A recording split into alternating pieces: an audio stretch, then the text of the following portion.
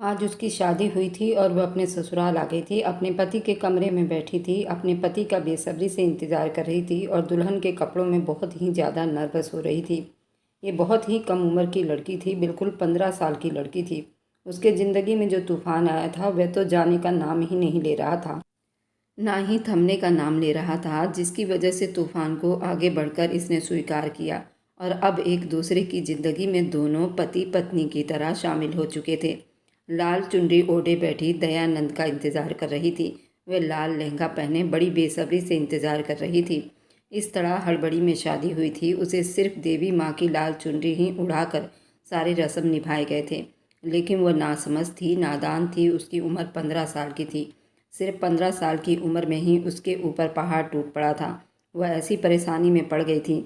उन्हीं सोचों में उसके कानों ने जब उसकी बहन की आवाज़ गूंजी, न जाने जो उसे कमरे में भेजने से पहले क्या कुछ बता रही थी। उसका दिल डर से बंद होने लगा था और दरवाज़ा खुला कमरे के अंदर दाखिल हुआ।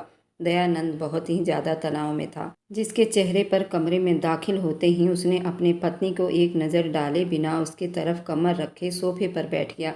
अपने मुंह पर तकिया रखकर सोने की कोशिश करने लगा। वह सब कुछ घूंघट में देख रही थी और अपना घूंघट उसने एकदम से उतारा और धीरे धीरे चलते हुए दयानंद के सर पर जा पहुंची। दयानंद अंकल, बात सुनिए। ये सुना था कि दयानंद ने अपने मुंह से जल्दी से तकिया हटाया और देखने लगा इसे क्या हुआ। वह इस तरह हैरान था, उसे अंकल कहा, पर अपने नाम के साथ अंकल लगाना भी वह सहन न कर सका। यहाँ क्यों सो रहे हैं आप? सोफ़ा इतना छोटा है और आप इतने लंबे हैं। आप आ जाइए बेड पर। मैं नहीं लेती, इतनी ज़्यादा थोड़ी जगह में सो जाती हूँ। उस नासमझ नादान दुल्हन को दयानंद ने एक नज़र उठाकर उसके तरफ देखा, जो कि उसे खुद भी पता नहीं था कि वो क्या कह रही थी। उसने फिर गुस्से में कहा, मैं ठीक हूँ यहाँ पर। ये कहते हुए अपने मुंह पर फिर से तकिया रख लिया था। खड़ी होकर वहीं पर घबराने लगी। उसके बहन ने उसे समझाया था कि अपने पति को किसी भी तरह नाराज़ मत करना और उसे कहना कि सुहाग रात है हमारी और वैसा ही होगा जैसा आप चाहेंगे। उसका हाथ अगले ही पल दयानंद के कंधे पर था। उसे हिलाकर उठा रही थी। अंकल जी, मेरी बात सुनिए। अब उसकी बर्दाश्त जवाब दे गई थी। दयानंद अंकल, भगवान के लिए पहले तुम मेरे नाम के साथ अंकल जी हटा दो। गलत बना रही हो दो रिश्तों को। वो बेड से उठ बैठा था, हड़बड़ाता हुआ उसे खा जाने वाली नज़रों से देखकर कहने लगा। वह पीछे हुई थी एकदम से डरकर। अब जल्दी बोलो, क्या कहना चाहती हो? कब से कोशिश कर रहा हूँ सोने की। क्या है अब? मेरी ज़िंदगी में पहले ही बहुत परीक्षा है, अब तुम भी आकर मेरे सर पर ढोल बजा रही हो। वह चिल्लाया तो नहीं था, लेकिन उसका अंदाज़ा बेहद तीखापन से भरा हुआ था। वो घबराते हुए कहने लगी, मैं कह रही थी कि ये बोलते हुए घबरा गई। उसका दिल कह रहा था कि न जाने क्यों ये बात वह दयानंद से ना करे, पर उसे ये बात याद आ गई अपनी बड़ी बहन की, बबली दीदी की, जो उसे कह रही थी पहली रात में ही अपने पति को अपना बनाना बहुत ज़रूरी होता है, नहीं तो सारी ज़िंदगी उसके लिए तड़पती रहोगी। ये बात याद आते ही वह तुरंत उसके पास चली गई थी, लेकिन वह उसे कैसे बता सकती थी? अब बोलोगी भी या मुंह में दही जमा कर रखी हो? क्या कहना है? साफ साफ कहो, सीधी तरह से। तुम्हें मुझसे क्या बात करनी थी? उसे गुस्से में उसने डांट दिया था। मैं ये कह रही थी कि दीदी ने मुझे बताया कि सुहाग रात है आज हमारी। एक झटके से उसने आंखें बंद किए ही अपना पूरा शब्द कह दिया। अब दयानंद अपनी आंखें फाड़े शक की हालत में उसकी तरफ देख रहा था। मतलब भी पता है तुम्हें, जो सुहाग रात के बारे में ये सब कुछ कह रही हो?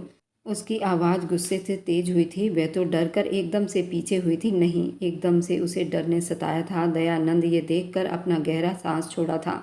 जाओ, जाकर सो जाओ। मतलब मालूम नहीं होते जिन बातों का, उनके बारे में बातें भी नहीं करते। अब मेरा दिमाग मत खराब करो, जाओ, जाकर सो जाओ। अगर इतना ही शौक हो रहा है तुम्हें कि मैं आकर पलंग पर सो जाऊं, तो तुम सोफे पर आ जाओ। और वह एकदम से उठा था और पलंग की तरफ आया था, जो कि पलंग पर पहले से ही उसका लाल चुनरी फैला हुआ था। एक नज़र उसे देखता, फिर उसकी फैली हुई चुन्नी को झट से हाथ में पकड़कर ज़मीन पर फेंक दिया था। न जाने क्यों इतना गुस्सा आ रहा था उसे। जो कुछ हुआ मानती हूँ ठीक नहीं हुआ था, लेकिन अब तो उनकी पत्नी बन गई हूँ। मासूम, कम उम्र, नादान 15 साल की लड़की भी ना समझ सकी थी कि वह भी एक इंसान था और कुछ जज्बात उसके सीने में ही मलिया मेट कर दिया गया था। एक पल में मोटे मोटे आंसू आने लगे उसकी आंखों से। वह अपने घर भर में सबसे लाडली थी, लेकिन उसके साथ जो कुछ हुआ था, उसका सारा लाड प्यार एक ही मिनट में ख़त्म कर दिया गया।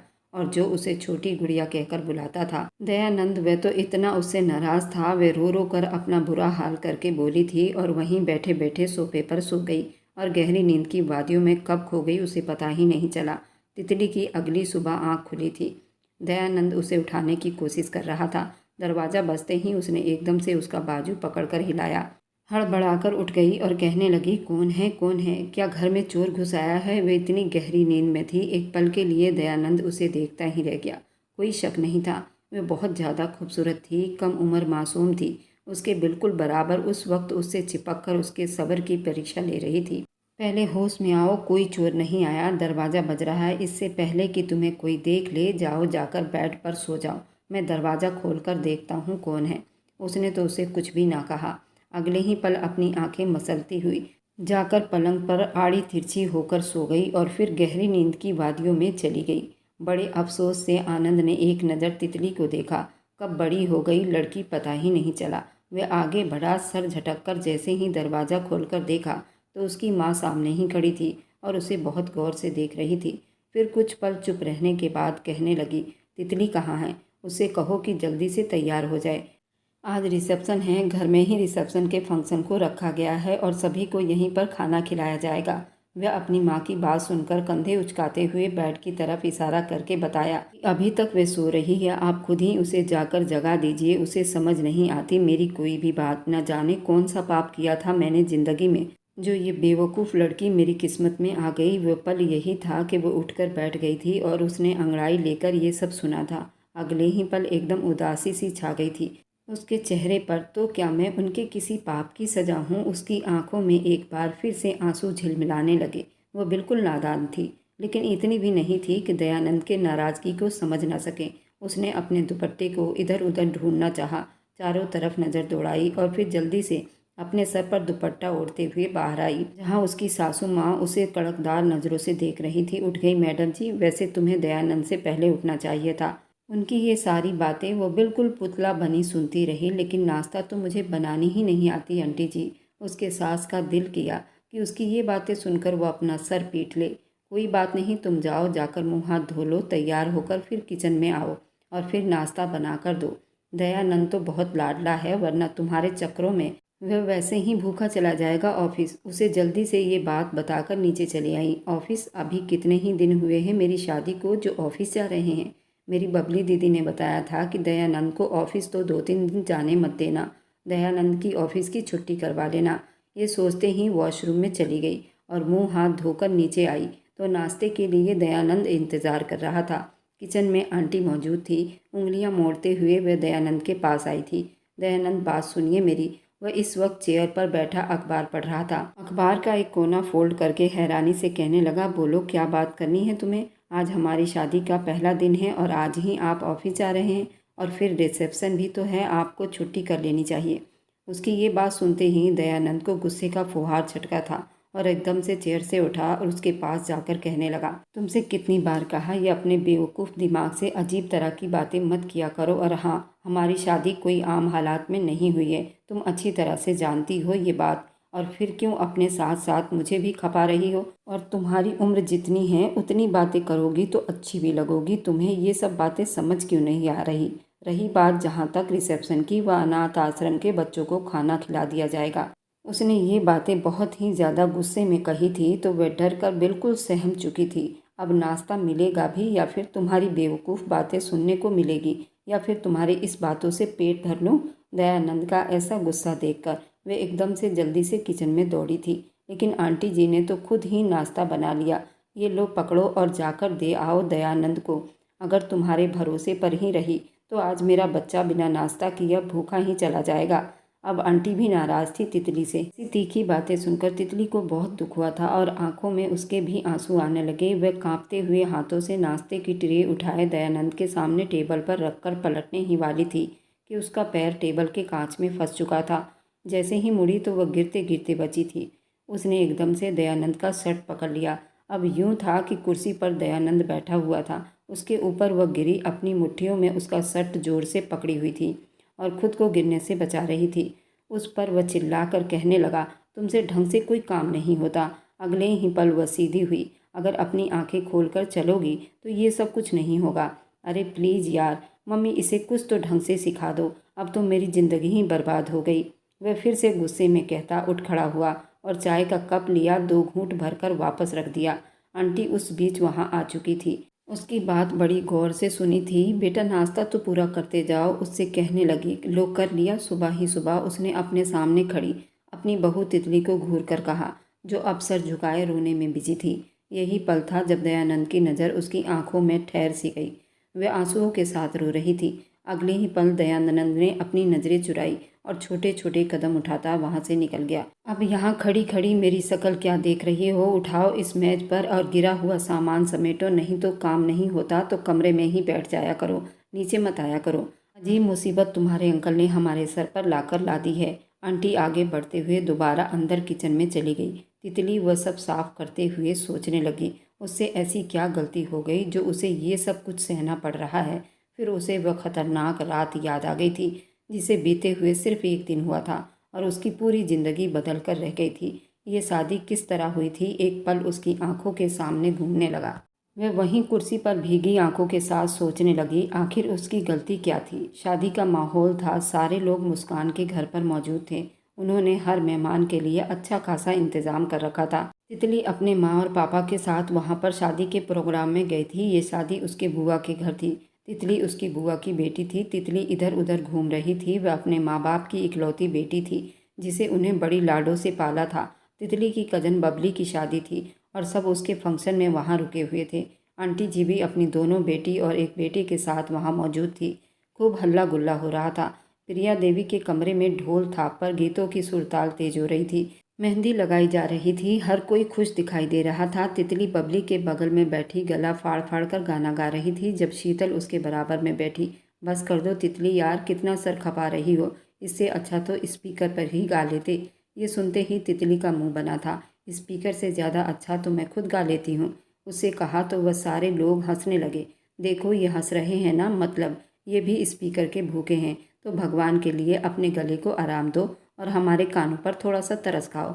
मुस्कान ने उसके सामने हाथ जोड़े तो वह रूठे रूठे अंदाज में वहाँ से उठ गई थी। उसने कमरे से बाहर कदम रखा ही था जब उसे ऐसा महसूस हुआ कोई उसे बुला रहा है। निगाहें उठाकर सामने की तरफ देखा तो सीढ़ियों पर खड़े दयानंद ने उसे अपने पास बुलाया था। वह नासमझी से उसकी तरफ देखती कदम बढ़ा गई थी। बात सुनो छोटी गुड़िया। आनंद अंकल, क्या बात है? वह अपना लहंगा संभालती गिरते पड़ते वहाँ पहुँची। मुस्कान किधर है? दयानंद की बातें सुनकर उसने मुंह बना लिया। वहीं कमरे में बैठी मेरी बुराइयां कर रही होगी। क्यों, आपको उससे क्या काम है? उसने अपने आईब्रो ऊपर नीचे किए। कुछ नहीं, बस उसके कान में जाकर कहो दयानंद छत पर तुम्हारा इंतजार कर रहा है। ये सुना था कि वह हंसने लगी। कोई खास बात है क्या? कोई खबर पहुंचानी है तो मुझे बता दो, मैं खुद ही पहुंचा देती हूँ। उसे छत पर क्यों बुला रहे हो? ये सुनते ही दयानंद का मुंह बिगड़ चुका था। तुम्हें जितना कहा है उतना ही किया करो ना गुड़िया। उसने उसकी चोटी खींची थी तो वो मुंह बनाती हुई बोली, बहुत बदतमीज हो आप। एक तो मैं आपका काम कर रही हूँ, ऊपर से आप मुझे ही तंग कर रहे हैं। वह मुंह बनाती हुई वापस पलटी। मैं नहीं कह रही, मुस्कान से खुद ही जाकर कह दो। एकदम से उसका मूड खराब हो गया था और दयानंद की आवाज़ सुने बिना ही वो कमरे में चली गई। उसी बीच मुस्कान कमरे से बाहर निकली तो दयानंद के चेहरे पर मुस्कुराहट बिखर गई। उसने इशारे से उसे छत पर आने को कहा। यहाँ क्यों बुलाया है मुझे? जानते भी हैं कि नीचे बहुत ज़्यादा काम है। अगर किसी ने मुझे यहाँ देख लिया तो अलग बातें होगी। वह छत पर आई तो दयानंद ने उसका हाथ पकड़ना चाहा। तुम्हें एक बात बताना चाहता हूँ। उसके आंखों में मोहब्बत का समंदर लहरें मार रहा था। वह शर्माकर अपनी नज़रें झुका गई। मैं आज रात ही मम्मी से बात करूँगा। कल बबली के शादी के बीच ही हमारी मंगनी हो जाएगी। ये सुना था कि मुस्कान के चेहरे पर एक मुस्कुराहट बिखर गई। बबली मुस्कान से छोटी थी। बबली के बाद उसका नंबर लगना था। वह मुस्कुराते हुए वापस सीढ़ियों की तरफ मुड़ी तो वह दौड़ते हुए उसके तरफ आया। क्या हुआ, कुछ तो कहो। क्या तुम्हें खुशी नहीं हुई? दयानंद के फिक्रमंदी से पूछा। नहीं, मैं बहुत खुश हूँ। मेरे दिल की इच्छा पूरी हो जाएगी, इससे ज़्यादा भला मुझे और क्या चाहिए। कहते के साथ ही वो मुस्कुराते हुए सीढ़ियाँ उतरकर अंदर कमरे में गुम हो गई। राहुल ने सीने पर हाथ बांधे ये सब मंजर अपनी आंखों के रास्ते अपने दिल पर उतार रहा था। मुस्कान से वो मोहब्बत करता था। राहुल से पहले ही दयानंद ने मुस्कान को प्रपोज कर दिया था, पर मुस्कान दयानंद को चाहती थी। ये बात राहुल अच्छे से जानता था। बस कैसे भी करके मुस्कान को अपने काबू में करना चाहता था। पर आज मौका भी था तो उसने अपने दिमाग में एक शैतानी आइडिया तैयार किया था। उस पर वह रात को काम करने वाला था। राहुल मुस्कान के पड़ोस में ही रहता था। राहुल का करैक्टर ठीक नहीं था। वह हर लड़की पर बुरी नज़र रखता था। मुस्कान को वह इसलिए पाना चाहता था क्योंकि मुस्कान का कोई भाई नहीं था। मुस्कान 2 बहनें थीं। बबली की शादी आज हो रही थी। मुस्कान छोटी थी। इसके पास ज़मीनें बहुत थी। इसी लालच में वो मुस्कान से शादी करना चाहता था। नहीं तो स्कूल से लेकर कॉलेज तक उसकी कई गर्लफ्रेंड रह चुकी थी और ये बात मुस्कान अच्छे से जानती थी। मुस्कान उसे कभी शादी ना करती। राहुल ने जब ये सब देखा तो उसे बहुत दुख हुआ था। मुस्कान और दयानंद को एक होने से कोई नहीं रोक सकता। दयानंद की माँ और तितली की बुआ की आपस में काफ़ी अच्छी दोस्ती थी और आंटी ने भी दबे शब्दों में दयानंद और मुस्कान के बारे में बात की थी। वे दोनों एक दूसरे को पसंद करते थे और ये बात मोहब्बत तक जा पहुंची थी। लेकिन ये नहीं जानते थे कि दयानंद की मोहब्बत शादी तक पहुंचेगी भी या नहीं, या फिर अधूरी रह जाएगी।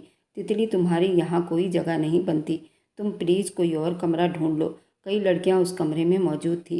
जब तितली ने कदम रखा तो मुस्कान ने उसे साफ हरी झंडी दिखाई। क्या समस्या है? अब मैं कहाँ सोऊं? तुम सारी लड़कियां एक कमरे में सो गई हो, मेरे लिए कोई जगह नहीं छोड़ी, तो फिर मैं कहाँ जाऊं? वह मुंह बनाती कहने लगी, एक काम करो, सीढ़ियों के बराबर में खाली कमरा है, लेकिन उस कमरे में शायद लाइट नहीं जल रही, अंधेरा है, तो ध्यान से जाना, उस कमरे में कोई भी नहीं होगा, तुम आराम से सो जाना। जल्दी से मुस्कान ने उसे कहा तो वो मुंह बनाती वहां से निकलकर पहली मंजिल पर आई। अब अंधेरे में वो कमरा कहाँ ढूंढती? थोड़ी देर पहले ही दयानंद ने भी मुस्कान को छत पर बने कमरे में बुलाया था। इधर तितली भी बड़बड़ाते हुए सीढ़ियाँ चढ़ने लगी थी। दयानंद के कॉफ़ी में कुछ अजीब पदार्थ मिलाया गया था जिससे उसके अंदर के सारे जज्बात खुमार बाहर आ रहे थे और वह कैसे भी करके मुस्कान को पाना चाहता था। राहुल ने उस अंधेरे कमरे में दयानंद को धोखे से भेज दिया था और उससे कहा कि मैं तुम्हारे लिए मुस्कान का इंतज़ाम करता हूँ। तुम रात भर उसी कमरे में मुस्कान के साथ बैठकर मीठी बातें कर सकते हो। इधर तितली भी सीढ़ियाँ चढ़कर ऊपर जा रही थी। तितली को इशारा करके दयानंद के कमरे में भेज दिया और वह कॉफ़ी उसमें तितली को भी पिलाई थी और दोनों को एक कमरे में भेज दिया था। वहाँ दयानंद भी अपने होश में नहीं था। इधर तितली भी अपना होश खो रही थी। तितली, दयानंद के बीच बहुत कुछ हुआ पर सब कुछ अनजाने में हुआ था और उस राहुल की वजह से हुआ था और ये बात किसी को खबर तक ना लगी कि राहुल ने ये सब चाल चली थी। सुबह जब राहुल ने सबको उस कमरे में भेज दिया, आनंद और तितली दोनों अजीब अवस्था में मिले थे, एक दूसरे से लिपटे हुए थे और ये सब कॉफ़ी का कमाल था। दयानंद बहुत शर्मिंदा था। तितली भी हैरान थी, आखिर वह दयानंद के कमरे में कैसे पहुंच गई। उसे रात वाली बात कुछ भी याद नहीं आ रहा था। इधर दयानंद को भी कुछ भी समझ नहीं आ रहा था। वह तो इस कमरे में मुस्कान का इंतजार कर रहा था। ये तितली बीच में कहाँ से आ गई थी? तितली की उम्र उससे काफ़ी कम थी। वह तो तितली को गुड़िया कहा करता था। तितली को कभी उस नज़र से नहीं देखा था। ये सब पल भर में क्या हो गया था? लेकिन जब एकदम से दरवाज़ा खुला, तितली की बुआ प्रिया देवी के होश उड़ गए थे। तितली कहने लगी, क्या हो गया? क्यों सुबह ही सुबह इतनी जल्दी उठा दिया मुझे? वह अपनी आंख मसलती बाहर आई थी, लेकिन हैरान रह गई थी ये देखकर कि ना सिर्फ उसके माँ बाप बल्कि दयानंद की माँ भी और उसकी चाची भी, सब लोग एक साथ खड़े थे। उसे कड़ी नज़रों से पूछा कि दयानंद कहाँ है। उसे भी इस बात पर बहुत हैरानी हुई थी। जब उसने पलटकर बिस्तर की तरफ देखा तो उसके पैरों तले से ज़मीन निकल गई थी, क्योंकि उसी बिस्तर पर वह भी औंधे मुँह लेटा था। जब कमरे के बाहर काफ़ी शोर मचा तो उसकी आंख भी खुल गई थी। वह अपने आप को उस हालत में देखकर परेशान हो गया था और तितली को देखकर और भी ज़्यादा परेशान हुआ था। वह उसके साथ उस कमरे में क्या कर रही थी? ये बात बहुत अजीब थी। ना तो तितली को मालूम था, ना दयानंद को। पूरे घर में ये हंगामा खड़ा हो गया था। उधर मुस्कान को भी ये बात पता चल गई थी। मुस्कान ने उसे खा जाने वाली नज़रों से देखा था। वह उसे कभी माफ़ करने वाली नहीं थी, क्योंकि वह दयानंद से बहुत प्यार करती थी और जब उसने तितली के साथ उसे देखा तो उसका खून खौल उठा था। तितली के माँ को भी कुछ समझ में नहीं आ रहा था, आखिर हुआ क्या है। अब दोस्ती यारी की बात थी। प्रिया देवी ने सब मामला शांत करने को सोचा। उसने पारो देवी को समझाया और कहा, भाभी कोई बात नहीं, लड़का बहक गया था, वैसे लड़के में कोई बुराई नहीं है। मुस्कान से मैं उसकी शादी करने वाली थी, लेकिन अब जब इस हालत में सबने इसको रंगे हाथों पकड़ लिया है तो तितली से इसकी शादी होनी चाहिए। तितली तो चलो नादान थी, लेकिन दयानंद तो अक्लमंद था, उसको ऐसा नहीं करना चाहिए था। अब दयानंद की यही सज़ा है कि वह तितली के साथ शादी करे और इस मामला को शांत करे। वहीं पर राहुल आग में घी डालने का काम कर रहा था कि दयानंद ने रात को शराब पी थी। मैंने खुद दयानंद के सामान में शराब की बोतल देखी थी। दयानंद ने मुझको शराब पीने की ऑफ़र भी की थी। मैंने मना कर दिया था और मैं उनकी शराब की बोतल उठाकर बाहर फेंक दी थी। दयानंद बिल्कुल आश्चर्य में पड़ गया। ये सब क्या हुआ है? मैं तो कभी शराब को हाथ भी नहीं लगाता, लेकिन दयानंद को भी एहसास हुआ था कि मैंने कुछ ऐसा ज़रूर पिया था जिससे मैं खुद अपने होश हवास में नहीं था और उस बच्ची के साथ पूरी रात सोता रहा, जबकि उनके बीच वह सब कुछ हो चुका था जो एक पति पत्नी के बीच में होता है। तितली अब कुंवारी नहीं थी। दयानंद ने नशे की हालत में तितली के साथ वह सब कुछ कर चुका था। क्योंकि जब बिस्तर को देखा गया था तो बिस्तर बहुत ही बुरे हालत में थी, पूरे खून से लथपथ थी और तितली की कंडीशन भी ठीक नहीं लग रही थी। वह सब करने के बाद दयानंद ने तितली को उल्टे सीधे कपड़े पहना दिए थे और खुद भी बेसुध होकर लेट गया था। इस वजह से सभी के दिमाग पर यह तूफान उठ रहा था कि ये बात यहीं दबा दी जाए और इन दोनों की शादी कर दी जाए। अब पारो देवी भी इस बात को स्वीकार कर चुकी थी और बबली के शादी के मंडप में ही दयानंद और तितली की शादी हो गई थी और बबली ने ही उसे ये सब बताया था। इधर राहुल के माँ ने भी गरम तवे पर रोटी सेक लिया था। उसने तुरंत राहुल का रिश्ता मुस्कान से कर दिया और मुस्कान भी शादी उसी मंडप में हो गई थी। मुस्कान ने कुछ भी ना कहा। वह अपने प्यार में धोखा खाई थी। उसे कुछ भी समझ नहीं आ रहा था वो क्या करे क्या ना करे। उसने भी गुस्से में आकर राहुल से शादी कर ली। उसे भी तो पता चले बेवफाई आखिर क्या होती है। उसने अपनी आंखों के सामने अपनी महबूबा को राहुल के साथ फेरे लेते देखा तो उसके दिल में एक आग सी उठी थी, लेकिन वह कुछ नहीं कर सकता था। अब दयानंद को सारी बात समझ में आ गई थी कि आखिर उस रात क्या हुआ था। दयानंद को वो कॉफ़ी भी याद आ गई थी जब राहुल ने दयानंद को और तितली को कॉफ़ी दी थी। उसको सब कुछ समझ में आ गई थी। उसमें कहीं से कहीं तक उन दोनों की कोई गलती नहीं थी। वह अब क्या करता, चुपचाप तितली से उसने शादी कर ली, क्योंकि उसने तितली को मुस्कान समझकर उसके साथ वह सब कुछ कर चुका था जो वो मुस्कान के साथ करना चाहता था और उसी दिन से ये कहानी शुरू हो गई थी। अब जब तितली ने भी उसे स्वीकार कर लिया था, लेकिन वह मुस्कान को भूल नहीं पा रहा था। कुछ दिन के बाद तितली को उल्टी आने लगी थी। तितली प्रेग्नेंट हो गई थी। तितली की माँ का व्यवहार भी तितली के साथ कुछ खास नहीं था। तितली का 8वां महीना चल रहा था और अभी तक दयानंद दोबारा उसके करीब नहीं आया था। आज तितली की गोद भराई थी और सभी मेहमान इकट्ठे हुए थे। इस गोद भराई में उसने मुस्कान को भी बुलाया था और बबली को उसके पति के साथ बुलाया था, लेकिन राहुल बिन बुलाए उस गोद भराई में पहुंच गया था। वह मुस्कान को सिर्फ अपने जूती के नोक पर रखता था। वह शराब पीता था, जुआ खेलता था, वह हर नशा करता था। जब गोद भराई के समय उसने मुस्कान को देखा, उसने वह सारी बातें मुस्कान से बता दी कि आखिर उस रात क्या हुआ था और असलियत क्या थी। जब मुस्कान को ये सारी असलियत का पता चला, उसका दिमाग घूम कर रह गया था। उसने उस फंक्शन में खड़े खड़े अपने पति से डिवोर्स मांग ली थी और सभी को वह सारी सच्चाई का पता चल गया था। अब दयानंद के मन में ऐसा कुछ भी नहीं था। वह पूरे 8 महीने से अपने अंदर गिल्टी फील कर रहा था कि मुस्कान की नज़रों में वो गिर चुका है। कैसे भी करके उसकी नज़रों में असलियत को लाना चाहता था और मुस्कान से माफ़ी मांगना चाहता था। और आज दयानंद ने सबके सामने मुस्कान से माफ़ी मांगी थी और अपनी पत्नी तितली से भी माफ़ी मांगी थी। उसने कहा कि मैं आज के बाद से अपनी पत्नी को स्वीकार कर चुका हूँ और पूरे मन से और पूरे दिल से। तितली भी सूजी हुई आंखों के साथ दयानंद के गले से लग गई थी। तितली ने कहा, अब जो भी हो, आप ही मेरे स्वामी हैं। मुझे आपसे मोहब्बत हो गई है और इस आने वाले बच्चे से भी। 1 महीने के बाद तितली की डिलीवरी थी।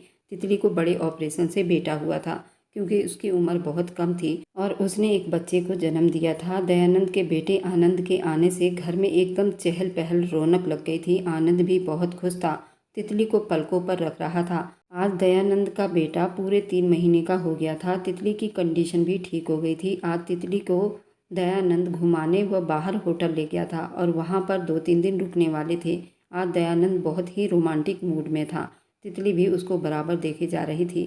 आखिर दयानंद किस खुशी में इतना झूम रहे हैं। वैसे तो जब से आनंद का जन्म हुआ था, दयानंद बहुत ही खुश रहा करता था, लेकिन आज दयानंद के रंग ढंग बिल्कुल अलग दिख रहे थे। वे बार बार बात करते तितली को हर जगह से टच कर रहा था।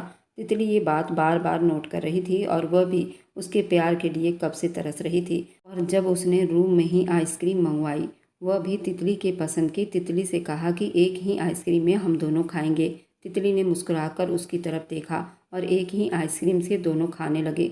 दोनों का होंठ बार बार टच होता था, जिससे तितली का दिल धक से रह जाता था। आखिर दयानंद उसके होंठों तक पहुंच गया, फिर गर्दन पर, और फिर वह सब जगह चूमता गया। पूरे 1.5 साल से तितली को इसके लिए तड़पते देखा आज तितली की इच्छा पूरी कर दे रहा था। तितली भी बेकाबू होकर अपने आप उसे सौंप चुकी थी। वह पूरी रात इसके समंदर में गोते लगाते रहे। जैसे ही उन लोगों ने तीसरा राउंड पार किया, आनंद ने रोना शुरू कर दिया। दयानंद ने तुरंत अपने ऊपर तौलिया लपेटकर अपने बेटे को उठा लिया और तितली के छाती से उसका मुंह लगाते खुद भी दूसरी छाती से खेलने लगा था, जिस पर तितली ने उसे घूर कर देखा था। दयानंद ने कहा कि आज मैंने तुम्हें पूरे दिल से अपना लिया है। उस रात जो भी हुआ था वह किसी और को समझकर हुआ था, लेकिन आज मैं तुम्हें तितली समझकर वह सब कुछ कर रहा हूँ और अपना प्यार तुम्हारे लिए लुटा रहा हूँ।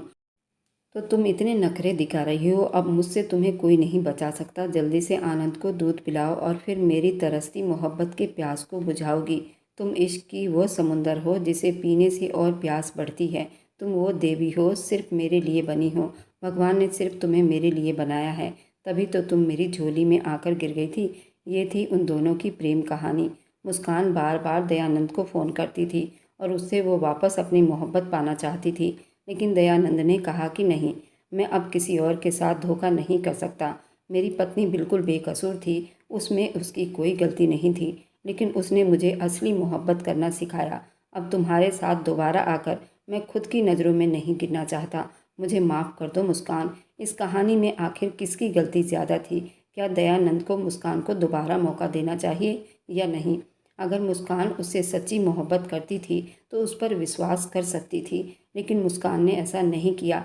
आप लोग बताइए, इसमें सबसे ज़्यादा गलती किसकी थी? और मेरी वीडियो आप लोग जहाँ कहीं से भी देखते हैं, कमेंट में अपने शहर और राज्य का नाम ज़रूर बताएं। मुझे आप लोगों के कमेंट पढ़ने में बहुत आनंद आता है और उन सभी का मैं बहुत बहुत धन्यवाद करना चाहती हूँ जो लोग मेरी वीडियो को देखते हैं, लाइक करते हैं और शेयर करते हैं। अगर आपको आज की कहानी पसंद आई है तो वीडियो को ज़रूर लाइक कीजिएगा और अपने दोस्तों के साथ शेयर भी कीजिएगा। और हाँ, अगर आपने अभी तक मेरे चैनल को सब्सक्राइब नहीं किया है तो ज़रूर सब्सक्राइब कर लीजिए। मिलते हैं हम अपनी कल की एक और नई दिलचस्प कहानी के साथ। मुझ पर सदा अपना प्यार और स्नेह बनाए रखें। सभी को मेरा प्यार भरा नमस्कार। दोस्तों, खुश रहें, स्वस्थ रहें, मस्त रहें।